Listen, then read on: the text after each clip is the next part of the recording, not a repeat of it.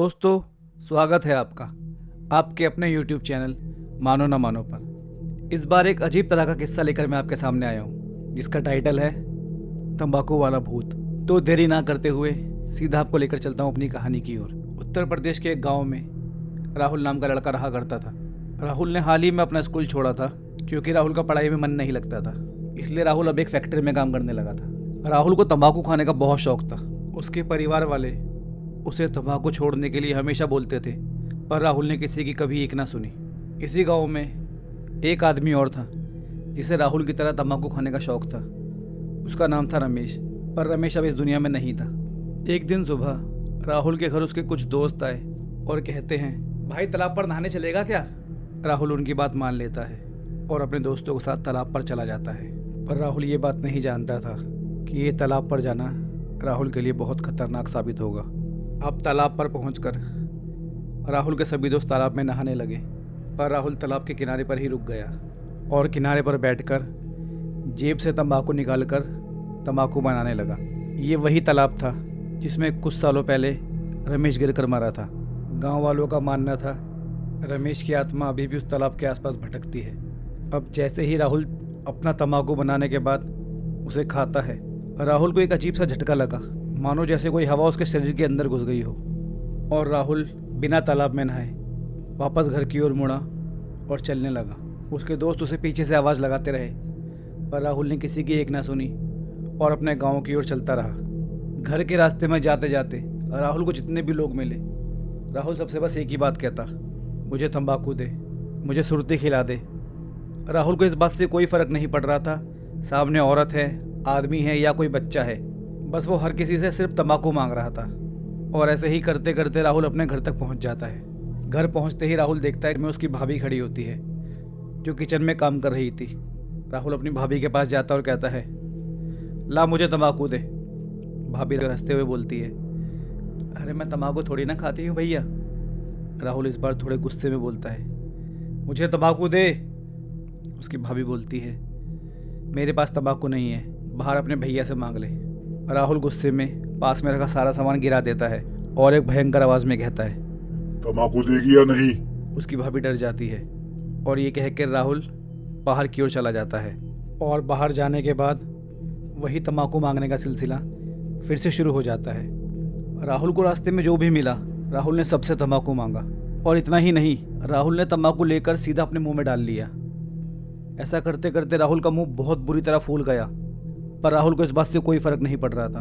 राहुल अब भी लोगों से तंबाकू मांग रहा था। और जब पूरा दिन बीत गया, राहुल को लोगों ने तंबाकू देना बंद कर दिया और राहुल को लोग नहीं मिल रहे थे।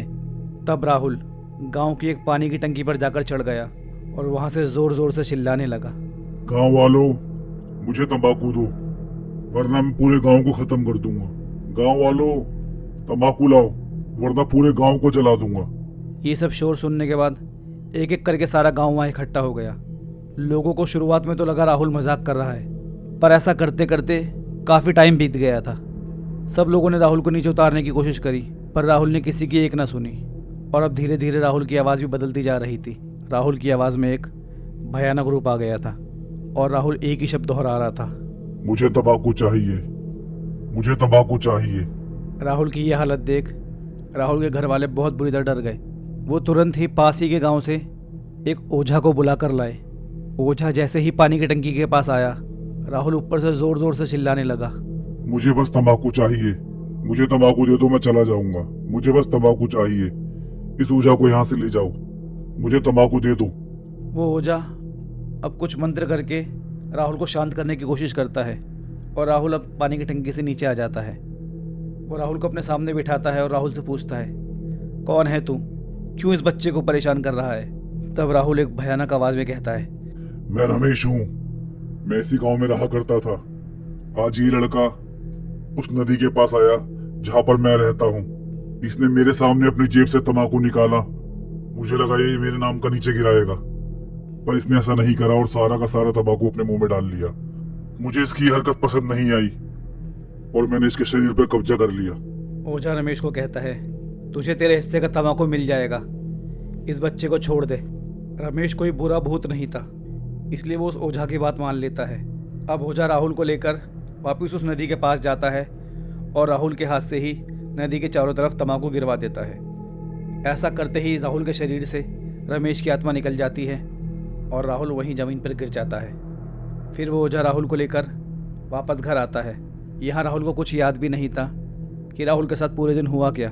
जब राहुल के घर वाले उसे सारी बात बताते हैं तो राहुल को इस बात पर यकीन ही नहीं होता। पर अगले दिन जब राहुल को सब गांव वाले कल के बारे में पूछते हैं तब राहुल को यकीन होता है कि हाँ, उसके परिवार वाले सही कह रहे थे।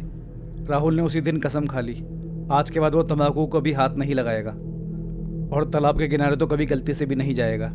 दोस्तों, हमारी एक बुरी आदत कैसे हमें मुसीबत में डाल सकती है, हमें राहुल की कहानी से सीख लेनी चाहिए। फ़िलहाल इस कहानी में इतना ही। अगर कहानी पसंद आई तो उसे लाइक करें, अपने दोस्तों के साथ शेयर करें, चैनल पर नए हैं तो सब्सक्राइब ज़रूर करें। मिलते हैं कल एक नई कहानी के साथ आपके अपने YouTube चैनल मानो ना मानो पर।